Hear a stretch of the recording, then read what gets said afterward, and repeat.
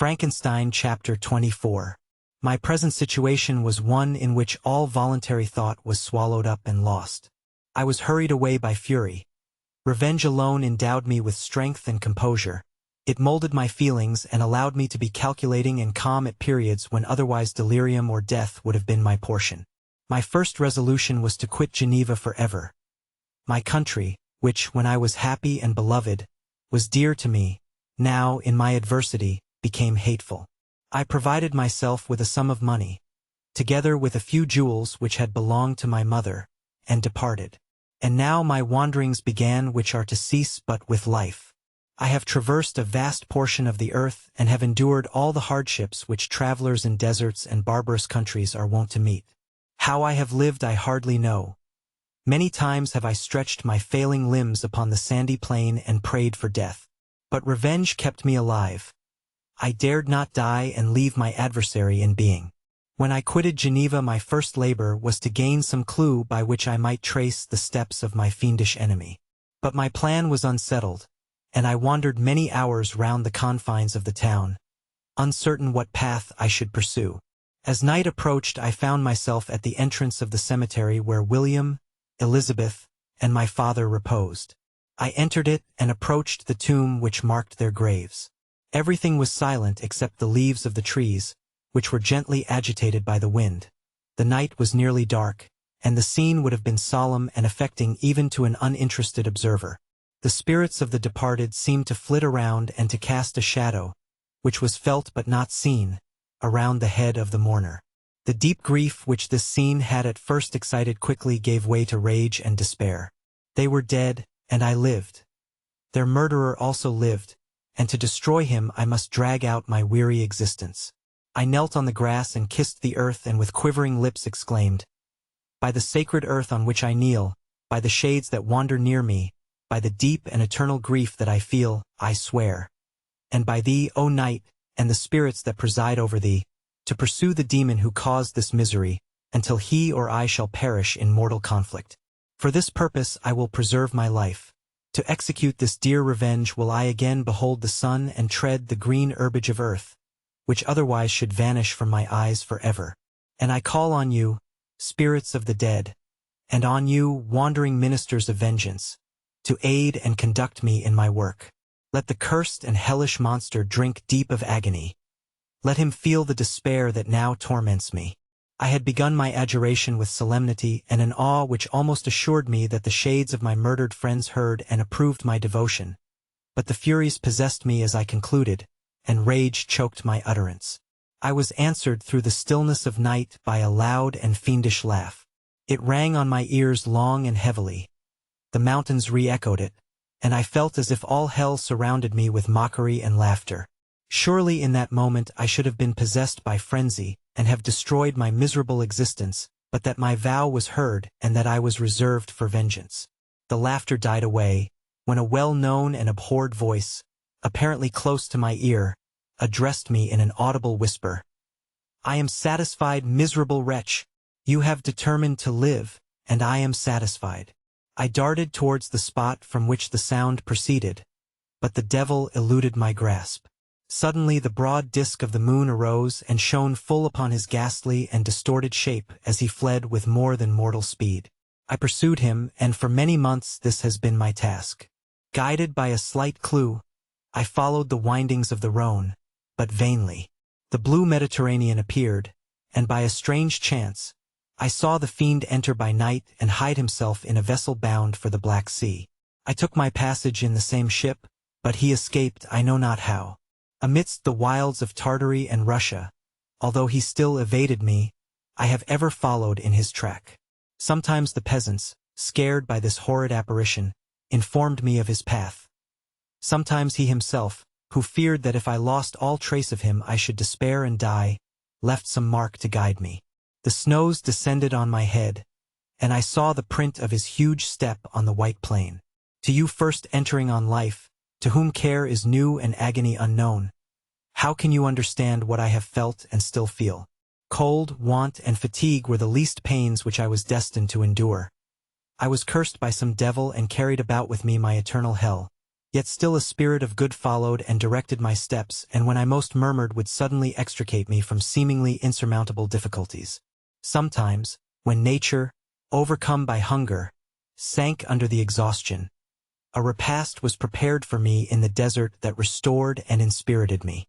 The fare was, indeed, coarse, such as the peasants of the country ate, but I will not doubt that it was set there by the spirits that I had invoked to aid me. Often, when all was dry, the heavens cloudless, and I was parched by thirst, a slight cloud would bedim the sky, shed the few drops that revived me, and vanish. I followed, when I could, the courses of the rivers, but the demon generally avoided these, as it was here that the population of the country chiefly collected. In other places human beings were seldom seen, and I generally subsisted on the wild animals that crossed my path. I had money with me and gained the friendship of the villagers by distributing it, or I brought with me some food that I had killed, which, after taking a small part, I always presented to those who had provided me with fire and utensils for cooking. My life, as it passed thus, was indeed hateful to me, and it was during sleep alone that I could taste joy. O blessed sleep. Often, when most miserable, I sank to repose, and my dreams lulled me even to rapture. The spirits that guarded me had provided these moments, or rather hours, of happiness that I might retain strength to fulfill my pilgrimage. Deprived of this respite, I should have sunk under my hardships. During the day I was sustained and inspirited by the hope of night, for in sleep I saw my friends, my wife, and my beloved country.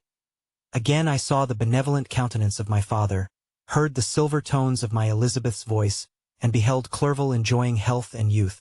Often, when wearied by a toilsome march, I persuaded myself that I was dreaming until night should come, and that I should then enjoy reality in the arms of my dearest friends. What agonizing fondness did I feel for them! How did I cling to their dear forms, as sometimes they haunted even my waking hours, and persuade myself that they still lived. At such moments vengeance, that burned within me, died in my heart, and I pursued my path towards the destruction of the demon more as a task enjoined by heaven, as the mechanical impulse of some power of which I was unconscious, than as the ardent desire of my soul. What his feelings were whom I pursued I cannot know. Sometimes, indeed, he left marks in writing on the barks of the trees or cut in stone that guided me and instigated my fury. My reign is not yet over. These words were legible in one of these inscriptions. You live, and my power is complete. Follow me. I seek the everlasting ices of the north, where you will feel the misery of cold and frost, to which I am impassive. You will find near this place, if you follow not too tardily, a dead hare. Eat and be refreshed. Come on, my enemy. We have yet to wrestle for our lives, but many hard and miserable hours must you endure until that period shall arrive. Scoffing devil, again do I vow vengeance. Again do I devote thee, miserable fiend, to torture and death. Never will I give up my search until he or I perish.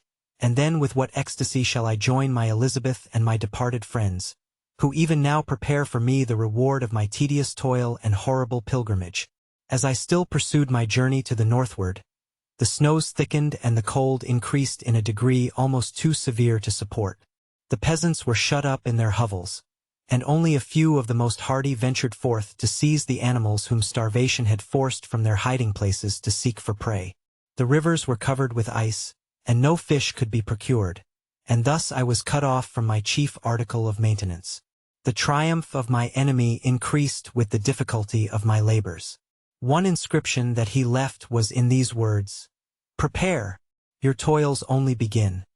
Wrap yourself in furs and provide food, for we shall soon enter upon a journey where your sufferings will satisfy my everlasting hatred. My courage and perseverance were invigorated by these scoffing words.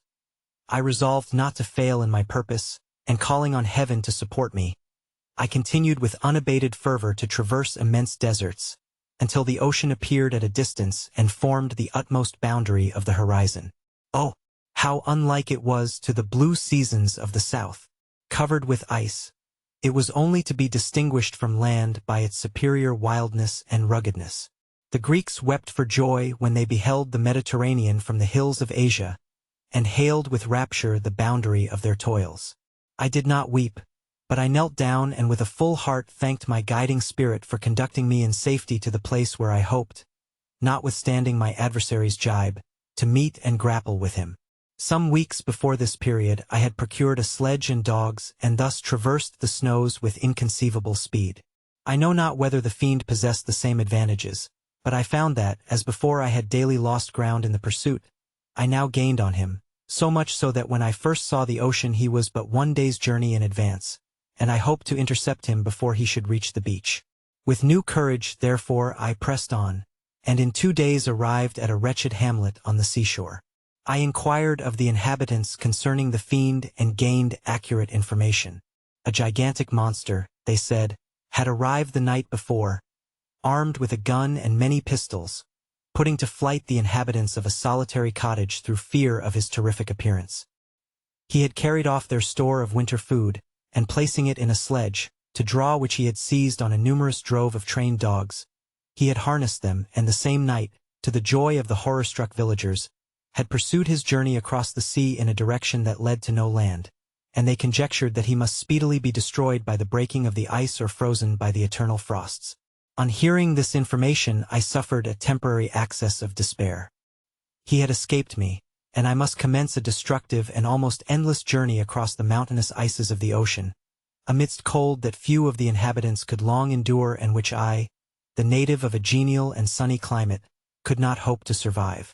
Yet at the idea that the fiend should live and be triumphant, my rage and vengeance returned, and like a mighty tide, overwhelmed every other feeling. After a slight repose, during which the spirits of the dead hovered round and instigated me to toil and revenge, I prepared for my journey.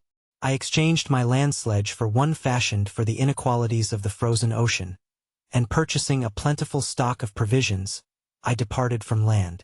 I cannot guess how many days have passed since then, but I have endured misery which nothing but the eternal sentiment of a just retribution burning within my heart could have enabled me to support.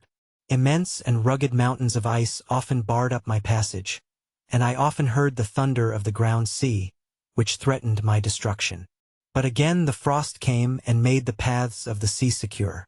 By the quantity of provision which I had consumed, I should guess that I had passed 3 weeks in this journey, and the continual protraction of hope, returning back upon the heart, often wrung bitter drops of despondency and grief from my eyes.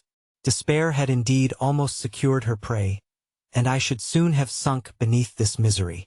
Once, after the poor animals that conveyed me had with incredible toil gained the summit of a sloping ice mountain, and one, sinking under his fatigue, died, I viewed the expanse before me with anguish, when suddenly my eye caught a dark speck upon the dusky plain.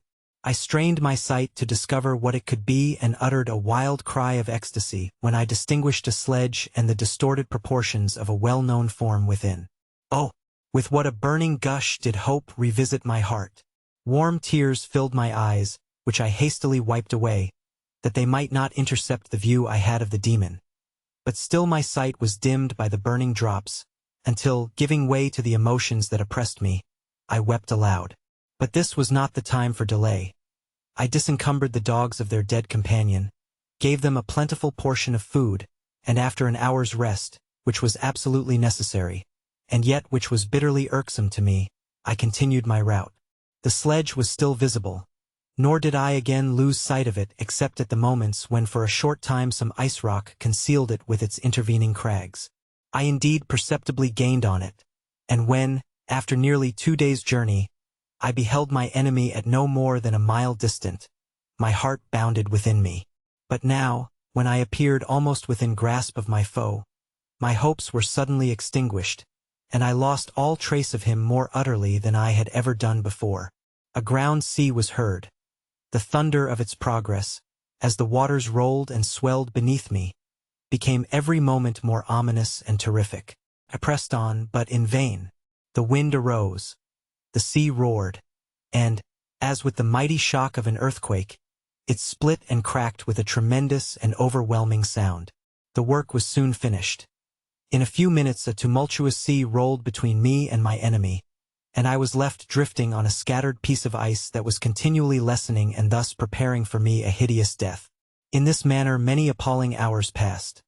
Several of my dogs died, and I myself was about to sink under the accumulation of distress when I saw your vessel riding at anchor and holding forth to me hopes of succor and life. I had no conception that vessels ever came so far north and was astounded at the sight.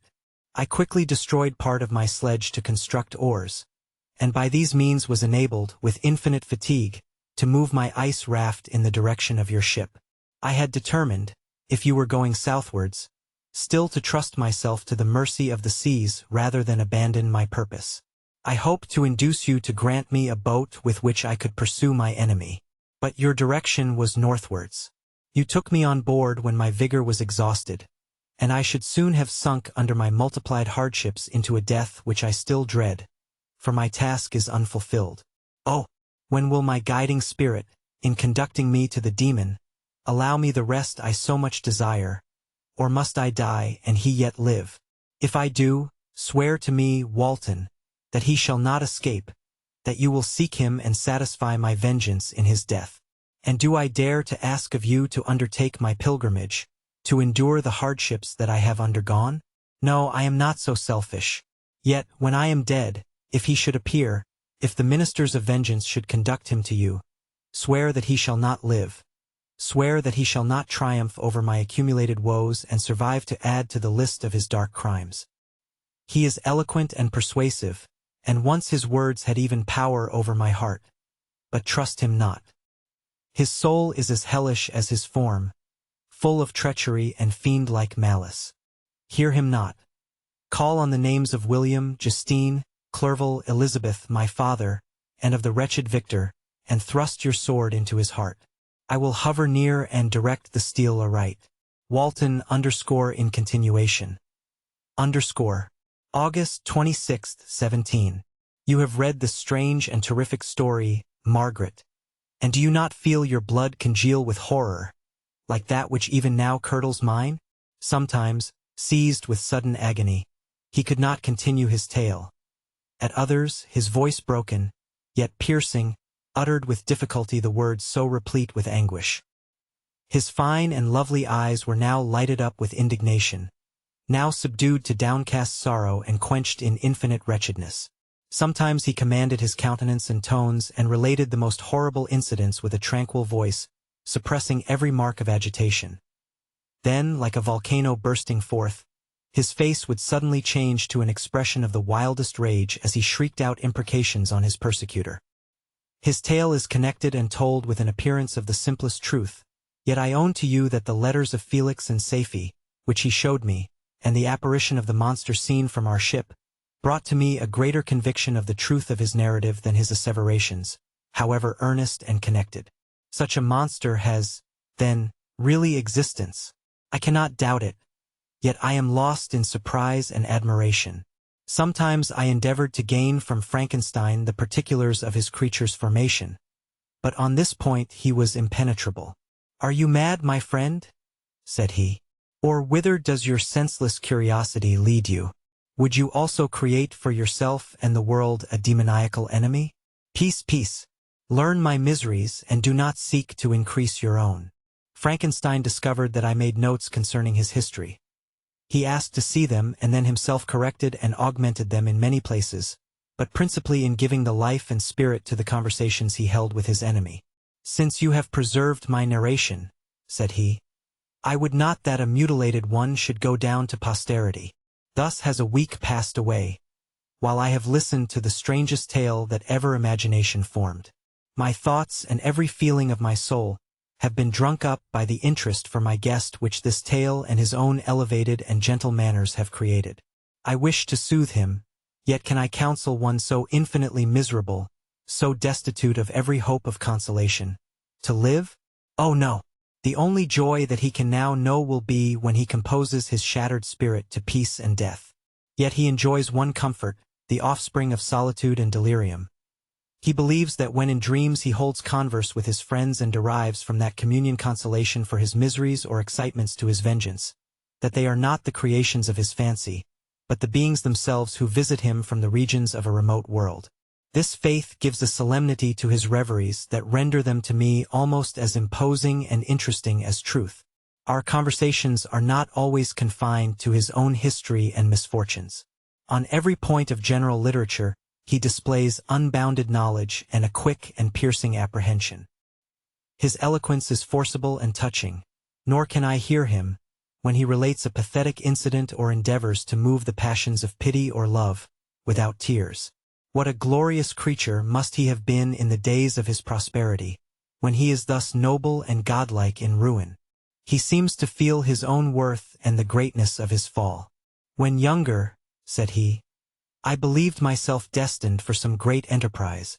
My feelings are profound, but I possessed a coolness of judgment that fitted me for illustrious achievements. This sentiment of the worth of my nature supported me when others would have been oppressed, for I deemed it criminal to throw away in useless grief those talents that might be useful to my fellow creatures.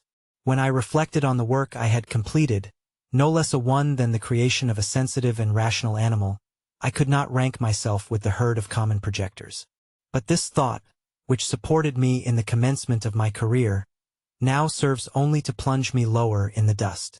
All my speculations and hopes are as nothing, and like the archangel who aspired to omnipotence, I am chained in an eternal hell. My imagination was vivid, yet my powers of analysis and application were intense. By the union of these qualities I conceived the idea and executed the creation of a man. Even now I cannot recollect without passion my reveries while the work was incomplete. I trod heaven in my thoughts, now exulting in my powers, now burning with the idea of their effects. From my infancy I was imbued with high hopes and a lofty ambition. But how am I sunk? Oh, my friend, if you had known me as I once was, you would not recognize me in this state of degradation. Despondency rarely visited my heart. A high destiny seemed to bear me on, until I fell never, never again to rise. Must I then lose this admirable being? I have longed for a friend. I have sought one who would sympathize with and love me. Behold, on these desert seas I have found such a one. But I fear I have gained him only to know his value and lose him. I would reconcile him to life, but he repulses the idea. I thank you, Walton, he said, for your kind intentions towards so miserable a wretch. But when you speak of new ties and fresh affections, think you that any can replace those who are gone?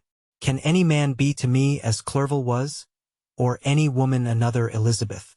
Even where the affections are not strongly moved by any superior excellence, the companions of our childhood always possess a certain power over our minds which hardly any later friend can obtain. They know our infantine dispositions, which, however they may be afterwards modified, are never eradicated, and they can judge of our actions with more certain conclusions as to the integrity of our motives. A sister or a brother can never, unless indeed such symptoms have been shown early, suspect the other of fraud or false dealing, when another friend, however strongly he may be attached, may, in spite of himself, be contemplated with suspicion. But I enjoyed friends, dear not only through habit and association, but from their own merits, and wherever I am, the soothing voice of my Elizabeth and the conversation of Clerval will be ever whispered in my ear.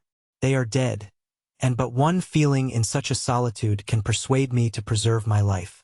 If I were engaged in any high undertaking or design, fraught with extensive utility to my fellow creatures, then could I live to fulfill it. But such is not my destiny. I must pursue and destroy the being to whom I gave existence. Then my lot on earth will be fulfilled and I may die. My beloved sister, September 2d. I write to you, encompassed by peril and ignorant whether I am ever doomed to see again dear England and the dearer friends that inhabit it. I am surrounded by mountains of ice which admit of no escape and threaten every moment to crush my vessel. The brave fellows whom I have persuaded to be my companions look towards me for aid, but I have none to bestow. There is something terribly appalling in our situation, yet my courage and hopes do not desert me. Yet it is terrible to reflect that the lives of all these men are endangered through me. If we are lost, my mad schemes are the cause. And what, Margaret, will be the state of your mind? You will not hear of my destruction, and you will anxiously await my return. Years will pass, and you will have visitings of despair and yet be tortured by hope. Oh, my beloved sister, the sickening failing of your heartfelt expectations is, in prospect, more terrible to me than my own death. But you have a husband and lovely children. You may be happy. Heaven bless you and make you so. My unfortunate guest regards me with the tenderest compassion. He endeavors to fill me with hope and talks as if life were a possession which he valued. He reminds me how often the same accidents have happened to other navigators who have attempted this sea, and in spite of myself, he fills me with cheerful auguries. Even the sailors feel the power of his eloquence. When he speaks, they no longer despair. He rouses their energies, and while they hear his voice they believe these vast mountains of ice are molehills which will vanish before the resolutions of man. These feelings are transitory. Each day of expectation delayed fills them with fear, and I almost dread a mutiny caused by this despair. September 5th. A scene has just passed of such uncommon interest that, although it is highly probable that these papers may never reach you, yet I cannot forbear recording it. We are still surrounded by mountains of ice, still in imminent danger of being crushed in their conflict. The cold is excessive, and many of my unfortunate comrades have already found a grave amidst this scene of desolation. Frankenstein has daily declined in health. A feverish fire still glimmers in his eyes, but he is exhausted, and when suddenly roused to any exertion, he speedily sinks again into apparent lifelessness. I mentioned in my last letter the fears I entertained of a mutiny. This morning, as I sat watching the wan countenance of my friend, his eyes half closed and his limbs hanging listlessly, I was roused by half a dozen of the sailors, who demanded admission into the cabin. They entered, and their leader addressed me. He told me that he and his companions had been chosen by the other sailors to come in deputation to me to make me a requisition which, in justice, I could not refuse. We were immured in ice and should probably never escape, but they feared that if, as was possible, the ice should dissipate and a free passage be opened, I should be rash enough to continue my voyage and lead them into fresh dangers, after they might happily have surmounted this. They insisted, therefore, that I should engage with a solemn promise that if the vessel should be freed I would instantly direct my course southwards. This speech troubled me. I had not despaired, nor had I yet conceived the idea of returning if set free.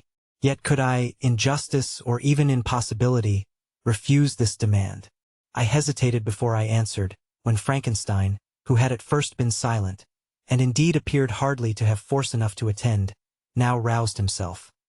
His eyes sparkled, and his cheeks flushed with momentary vigor. Turning towards the men, he said, "What do you mean? What do you demand of your captain? Are you, then, so easily turned from your design? Did you not call this a glorious expedition? And wherefore was it glorious?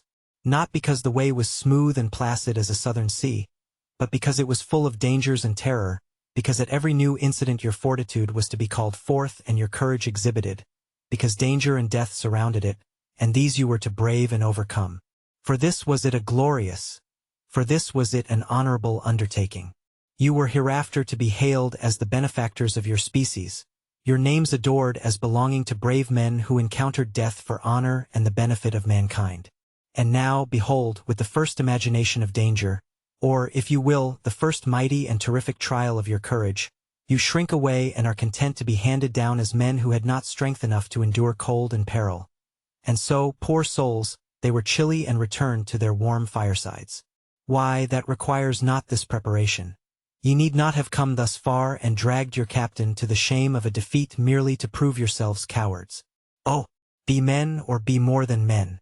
Be steady to your purposes and firm as a rock. This ice is not made of such stuff as your hearts may be.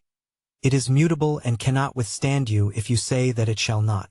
Do not return to your families with the stigma of disgrace marked on your brows. Return as heroes who have fought and conquered, and who know not what it is to turn their backs on the foe."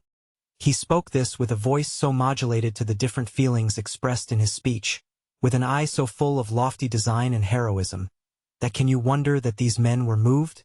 They looked at one another and were unable to reply. I spoke. I told them to retire and consider of what had been said, that I would not lead them farther north if they strenuously desired the contrary, but that I hoped that, with reflection, their courage would return. They retired and I turned towards my friend, but he was sunk in languor and almost deprived of life. How all this will terminate, I know not, but I had rather die than return shamefully, my purpose unfulfilled. Yet I fear such will be my fate.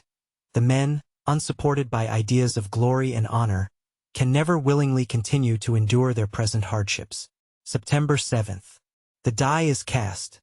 I have consented to return if we are not destroyed. Thus are my hopes blasted by cowardice and indecision. I come back ignorant and disappointed. It requires more philosophy than I possess to bear this injustice with patience. September 12th. It is past. I am returning to England. I have lost my hopes of utility and glory. I have lost my friend. But I will endeavor to detail these bitter circumstances to you, my dear sister, and while I am wafted towards England and towards you, I will not despond. September 9th. The ice began to move, and roarings like thunder were heard at a distance as the island split and cracked in every direction. We were in the most imminent peril, but as we could only remain passive, my chief attention was occupied by my unfortunate guest, whose illness increased in such a degree that he was entirely confined to his bed. The ice cracked behind us and was driven with force towards the north. A breeze sprang from the west, and on the 11th the passage towards the south became perfectly free. When the sailors saw this and that their return to their native country was apparently assured, a shout of tumultuous joy broke from them, loud and long continued. Frankenstein, who was dozing, awoke and asked the cause of the tumult. "They shout," I said, "because they will soon return to England."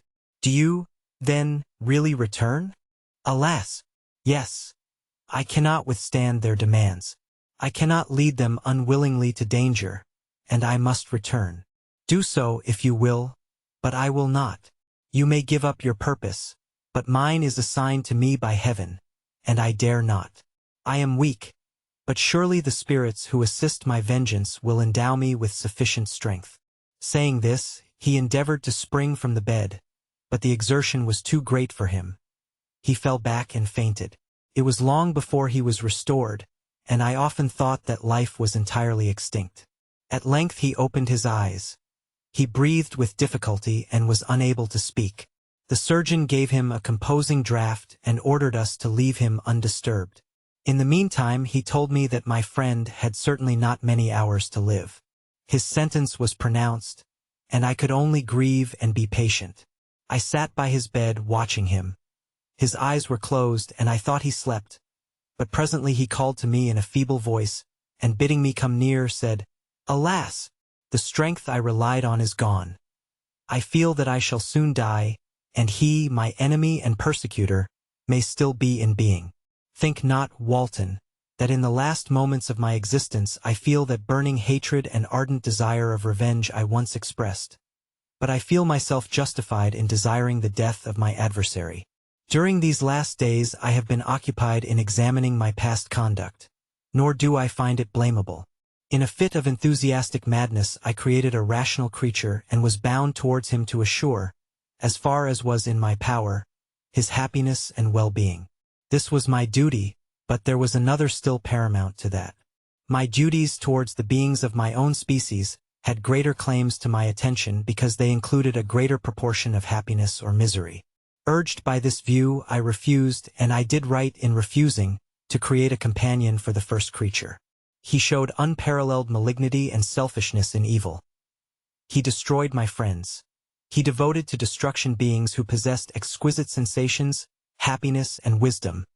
Nor do I know where this thirst for vengeance may end.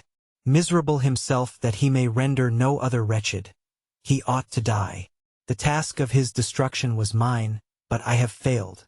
When actuated by selfish and vicious motives, I asked you to undertake my unfinished work, and I renew this request now, when I am only induced by reason and virtue. Yet I cannot ask you to renounce your country and friends to fulfill this task, and now that you are returning to England, you will have little chance of meeting with him. But the consideration of these points, and the well-balancing of what you may esteem your duties, I leave to you. My judgment and ideas are already disturbed by the near approach of death. I dare not ask you to do what I think right, for I may still be misled by passion. That he should live to be an instrument of mischief disturbs me. In other respects, this hour, when I momentarily expect my release, is the only happy one which I have enjoyed for several years. The forms of the beloved dead flit before me, and I hasten to their arms. Farewell, Walton. Seek happiness in tranquility and avoid ambition, even if it be only the apparently innocent one of distinguishing yourself in science and discoveries. Yet why do I say this? I have myself been blasted in these hopes, yet another may succeed. His voice became fainter as he spoke, and at length, exhausted by his effort, he sank into silence. About half an hour afterwards he attempted again to speak but was unable. He pressed my hand feebly, and his eyes closed forever, while the irradiation of a gentle smile passed away from his lips.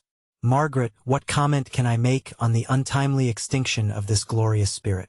What can I say that will enable you to understand the depth of my sorrow? All that I should express would be inadequate and feeble. My tears flow. My mind is overshadowed by a cloud of disappointment. But I journey towards England, and I may there find consolation. I am interrupted. What do these sounds portend? It is midnight. The breeze blows fairly, and the watch on deck scarcely stir. Again there is a sound as of a human voice, but hoarser. It comes from the cabin where the remains of Frankenstein still lie. I must arise and examine. Good night, my sister. Great God! What a scene has just taken place. I am yet dizzy with the remembrance of it. I hardly know whether I shall have the power to detail it. Yet the tale which I have recorded would be incomplete without this final and wonderful catastrophe. I entered the cabin where lay the remains of my ill-fated and admirable friend. Over him hung a form which I cannot find words to describe, gigantic in stature, yet uncouth and distorted in its proportions. As he hung over the coffin, his face was concealed by long locks of ragged hair. But one vast hand was extended, in color and apparent texture like that of a mummy. When he heard the sound of my approach, he ceased to utter exclamations of grief and horror and sprung towards the window. Never did I behold a vision so horrible as his face, of such loathsome yet appalling hideousness. I shut my eyes involuntarily and endeavored to recollect what were my duties with regard to this destroyer. I called on him to stay. He paused, looking on me with wonder, and again turning towards the lifeless form of his creator. He seemed to forget my presence, and every feature and gesture seemed instigated by the wildest rage of some uncontrollable passion. "That is also my victim," he exclaimed. "In his murder my crimes are consummated. The miserable series of my being is wound to its close. O Frankenstein, generous and self-devoted being, what does it avail that I now ask thee to pardon me? I who irretrievably destroyed thee by destroying all thou lovedst. Alas! He is cold, he cannot answer me." His voice seemed suffocated, and my first impulses, which had suggested to me the duty of obeying the dying request of my friend in destroying his enemy, were now suspended by a mixture of curiosity and compassion. I approached this tremendous being. I dared not again raise my eyes to his face. There was something so scaring and unearthly in his ugliness. I attempted to speak, but the words died away on my lips. The monster continued to utter wild and incoherent self-reproaches. At length I gathered resolution to address him in a pause of the tempest of his passion. "Your repentance," I said, "is now superfluous. If you had listened to the voice of conscience and heeded the stings of remorse before you had urged your diabolical vengeance to this extremity, Frankenstein would yet have lived." "And do you dream?" said the demon. "Do you think that I was then dead to agony and remorse? He continued, pointing to the corpse. "He suffered not in the consummation of the deed. Oh, not the 10,000th portion of the anguish that was mine during the lingering detail of its execution. A frightful selfishness hurried me on, while my heart was poisoned with remorse. Think you that the groans of Clerval were music to my ears? My heart was fashioned to be susceptible of love and sympathy, and when wrenched by misery to vice and hatred, it did not endure the violence of the change without torture such as you cannot even imagine. After the murder of Clerval, I returned to Switzerland, heartbroken and overcome. I pitied Frankenstein. My pity amounted to horror. I abhorred myself. But when I discovered that he, the author at once of my existence and of its unspeakable torments, dared to hope for happiness, that while he accumulated wretchedness and despair upon me, He sought his own enjoyment in feelings and passions from the indulgence of which I was forever barred. Then impotent envy and bitter indignation filled me with an insatiable thirst for vengeance. I recollected my threat and resolved that it should be accomplished. I knew that I was preparing for myself a deadly torture, but I was the slave, not the master, of an impulse which I detested yet could not disobey. Yet when she died, nay, then I was not miserable. I had cast off all feeling, subdued all anguish, to riot in the excess of my despair. Evil thenceforth became my good. Urged thus far, I had no choice but to adapt my nature to an element which I had willingly chosen. The completion of my demoniacal design became an insatiable passion. And now it is ended. There is my last victim. I was at first touched by the expressions of his misery. Yet, when I called to mind what Frankenstein had said of his powers of eloquence and persuasion, and when I again cast my eyes on the lifeless form of my friend, indignation was rekindled within me. "Wretch," I said, "it is well that you come here to whine over the desolation that you have made. You throw a torch into a pile of buildings, and when they are consumed, you sit among the ruins and lament the fall. Hypocritical fiend! If he whom you mourn still lived, still would he be the object, again would he become the prey, of your accursed vengeance. It is not pity that you feel. You lament only because the victim of your malignity is withdrawn from your power." "Oh, it is not thus," interrupted the being. "Yet such must be the impression conveyed to you by what appears to be the purport of my actions. Yet I seek not a fellow feeling in my misery. No sympathy may I ever find. When I first sought it, it was the love of virtue, the feelings of happiness and affection with which my whole being overflowed, that I wished to be participated. But now that virtue has become to me a shadow, and that happiness and affection are turned into bitter and loathing despair, in what should I seek for sympathy? I am content to suffer alone while my sufferings shall endure. When I die, I am well satisfied that abhorrence and opprobrium should load my memory. Once my fancy was soothed with dreams of virtue, of fame, and of enjoyment. Once I falsely hoped to meet with beings who, pardoning my outward form, would love me for the excellent qualities which I was capable of unfolding. I was nourished with high thoughts of honor and devotion. But now crime has degraded me beneath the meanest animal. No guilt, no mischief, no malignity, no misery, can be found comparable to mine. When I run over the frightful catalogue of my sins, I cannot believe that I am the same creature whose thoughts were once filled with sublime and transcendent visions of the beauty and the majesty of goodness. But it is even so, the fallen angel becomes a malignant devil. Yet even that enemy of God and man had friends and associates in his desolation. I am alone. You, who call Frankenstein your friend, seem to have a knowledge of my crimes and his misfortunes. But in the detail which he gave you of them, he could not sum up the hours and months of misery which I endured wasting in impotent passions. For while I destroyed his hopes, I did not satisfy my own desires. They were forever ardent and craving. Still I desired love and fellowship, and I was still spurned. Was there no injustice in this? Am I to be thought the only criminal, when all humankind sinned against me?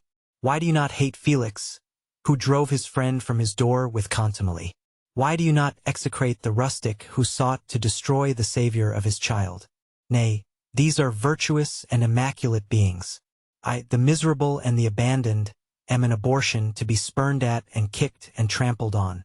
Even now my blood boils at the recollection of this injustice. But it is true that I am a wretch. I have murdered the lovely and the helpless. I have strangled the innocent as they slept and grasped to death his throat who never injured me or any other living thing. I have devoted my Creator, the select specimen of all that is worthy of love and admiration among men, to misery. I have pursued him even to that irremediable ruin. There he lies white and cold in death. You hate me, but your abhorrence cannot equal that with which I regard myself. I look on the hands which executed the deed. I think on the heart in which the imagination of it was conceived and long for the moment when these hands will meet my eyes, when that imagination will haunt my thoughts no more. Fear not that I shall be the instrument of future mischief. My work is nearly complete. Neither yours nor any man's death is needed to consummate the series of my being and accomplish that which must be done, but it requires my own. Do not think that I shall be slow to perform this sacrifice. I shall quit your vessel on the ice raft which brought me thither and shall seek the most northern extremity of the globe. I shall collect my funeral pile and consume to ashes this miserable frame, that its remains may afford no light to any curious and unhallowed wretch who would create such another as I have been. Shelley. I shall no longer feel the agonies which now consume me or be the prey of feelings unsatisfied, yet unquenched.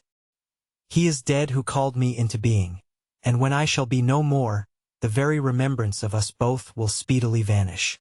I shall no longer see the sun or stars or feel the winds play on my cheeks. Light, feeling, and sense will pass away, and in this condition must I find my happiness.